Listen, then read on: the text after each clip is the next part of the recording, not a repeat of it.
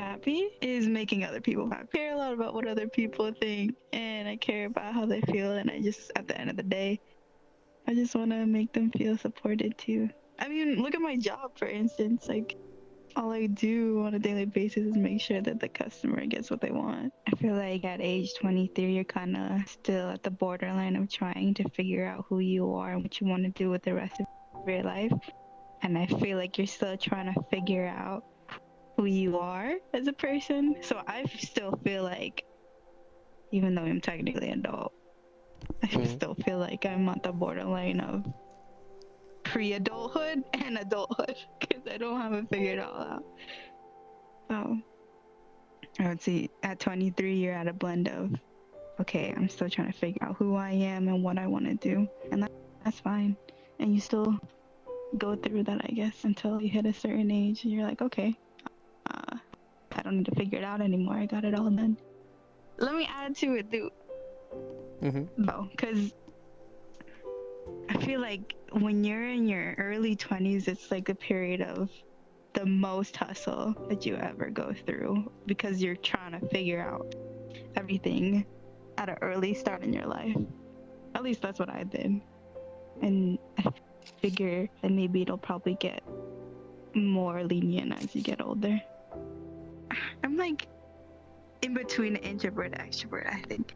I think I can be good in certain crowds and I can keep it up for a while and keep people, give people good company in the time that I'm hanging out with them.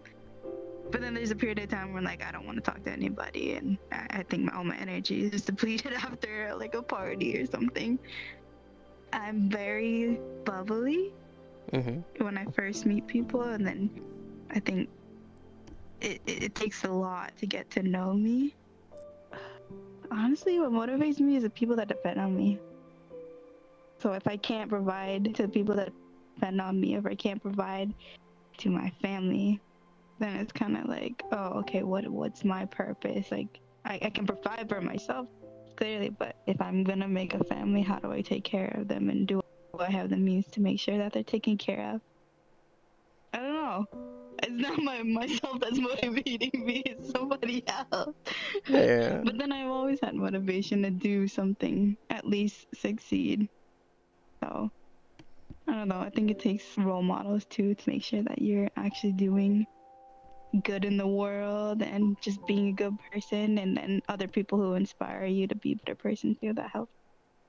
The biggest lesson I learned was that life is too short sometimes to make not stupid decisions, but life is too short to dwindle on like little things and little arguments. You don't know when your life is basically gonna end, today or tomorrow, so you kind of just have to make the best of it.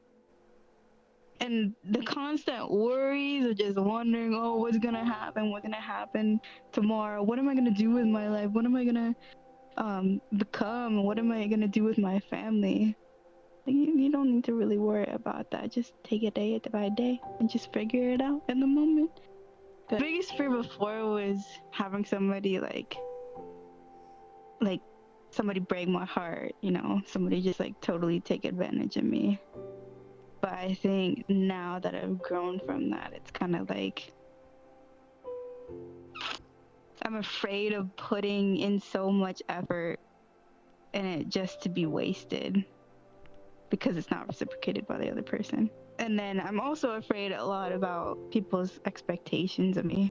I'm afraid that, you know, I'm not gonna meet their standards, and I know I'm not meeting a lot of standards with my family, but I'm kind of scared, you know, what they might think of me every now and then. But I know at the end of the day, I'm the one who holds myself accountable. I am afraid of dying too, but I think everybody's afraid of that. Oh, I'm afraid of fucking public speaking. I hate that shit too.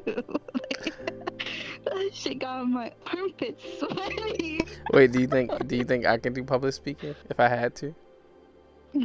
No, I don't think you could. You think I could? I think I could. No, I think I could. It I depends can, and I have before, but like the preparation that I need to do to like prepare for Like the imagine me, presentation is crazy. like imagine me doing Apple Keynote my way though. No, I was watching a lot of like VR chat, the life story videos. I think from I forgot who it was from. There's like a small gray cat on YouTube. He has his own channel. He like asks people about their life, and I was like, oh, I'm interested in seeing what people do in VR. I'm interested in the stories that people can share and tell me, and I'm interested in connecting with people. So fuck it, I want to see what other people are up to without like having to see them In real life, yeah. firsthand. But then also COVID. You said no. Nah, that's a cop out. That's a fucking COVID was an excuse. But it is because I haven't been able to see people, so. But I feel like that's more the reason why than it was COVID.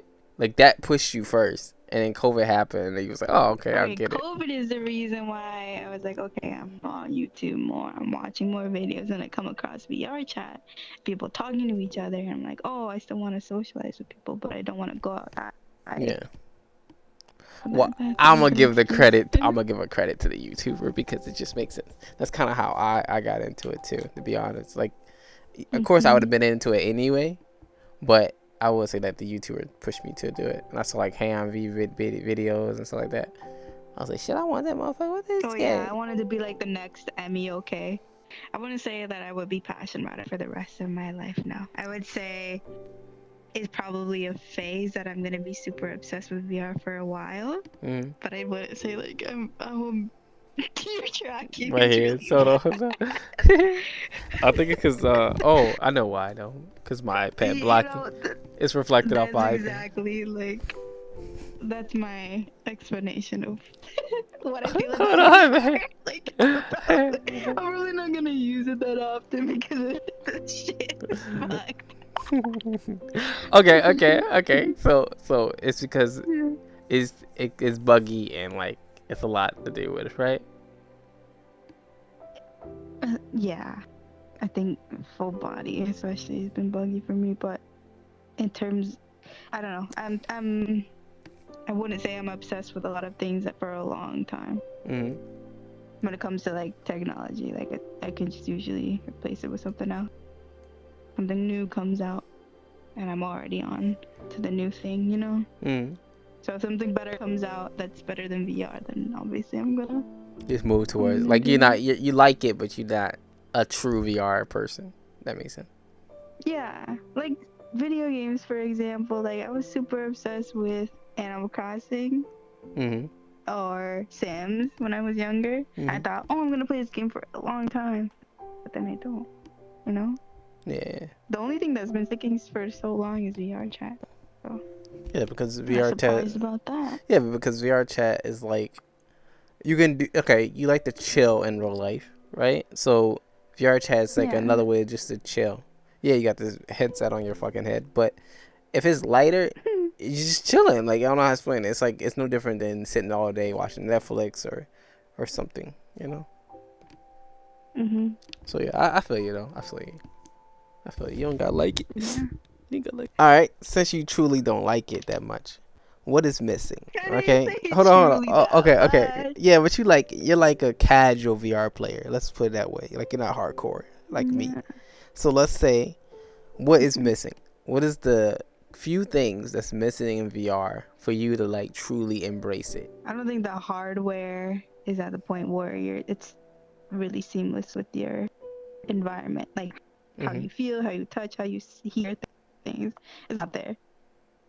And then on top of that, because the hardware is not there and where we want to be, the software is not there too because they go hand in hand. The software, like VR chat for example, is still shitty, still buggy, still fucked up.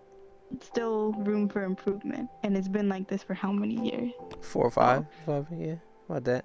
Yeah. So for 5 years, okay, granted they don't have like money, but now they're getting more money for development. But if hardware is not there and software is not there, then the customer is obviously not there either. See, I'm a little different because it's like I'm a little different because like because I seen how VR chat was when I first started and what it is now. I will say that in my personal opinion, at least VR chat is like, for example, VR chat made fucking advances. Like they made this shit better. You know, is the things I want like guilds. You know, like fucking like you said, like touch and all that, right? Like yeah, don't get me wrong. Like Mm-hmm. if I personally had to be unbiased, I would say Neo's is the best like VR chat type of game than all of it. But VR chat is just getting to that point, but they're moving a little slow. Like the 10-point tracking for the whole entire body, right? Fucking Mm-hmm. what else they did? I can't even fucking remember. But you know what I mean? Like okay, for instance, Neos, okay? Neos has like a system Mm-hmm. where like let's say me and you got married in VR chat. I could have a ring made and put it on your avatar. You see what I'm saying? Like it's one Yeah. of a kind. Like or like when I was on it and I got on the hoverboard, the guy was on the hoverboard and I asked what it was. He handed me the fucking hoverboard like he would do it in real life. Oh, that's a nice Mm-hmm. skateboard. How about you try it? You see what I'm saying? It's more like more Yeah. interactive and stuff like that. So I feel like instead of like VR chat and Neo's competing, it would be kind of cool to see that those two merge. Even if they had to change VR chat name to what VR chat Neo or Neo VR chat, something to keep the name, keep everybody okay. But I feel like if you put those developers and VR chat developers, they could do something really good. In terms of the improvement of software, like you look at Rec Room, for example, how long has it been out? Yeah. And then compare the progress that was made in Rec Room versus VR chat.